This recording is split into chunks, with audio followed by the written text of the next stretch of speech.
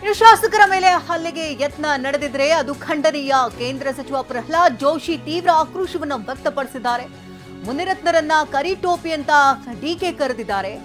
ಟೋಪಿ ಹಾಕಿದಂತ ಮುಸ್ಲಿಂ ವ್ಯಕ್ತಿಗೆ ಕರೀಲಿ ನೋಡೋಣ ಅಂತ ಮಾತನಾಡಿದ್ದಾರೆ. ಮೈಗೆ ಸೊಕ್ಕು ಬಹಳ ಬಂದಿದೆ, ಜನರು ಅದನ್ನು ಇಳಿಸ್ತಾರೆ. ಕ್ಯಾಬಿನೆಟ್ನಲ್ಲಿಯೇ ಪರಸ್ಪರ ಬಡಿದಾಡುವಂತಹ ಪರಿಸ್ಥಿತಿ ಎದುರಾಗುತ್ತೆ. ಕಾಂಗ್ರೆಸ್ ಗೊಂದಲದಿಂದ ಆಡಳಿತ ಪೂರ್ಣ ಕುಸಿದಿದೆ ಅಂತ ಪ್ರಹ್ಲಾದ್ ಜೋಶಿ ಕಿಡಿಕಾರಿದ್ದಾರೆ.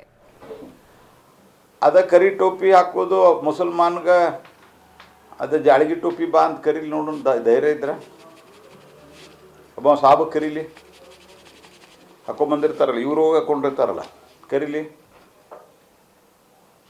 ಅಂದರೆ ಹಿಂದೂಗಳು ಏನಾದರೂ ಮಾಡಿದರೆ ಅವರಿಗೆ ಭಾಳ ಎಕ್ದಮ್ ಅಪಮಾನಿಸ್ಲಿಕ್ಕೆ ಭಾಳ ಸಮಯ ಹಿಡಿಯೋದಿಲ್ಲ.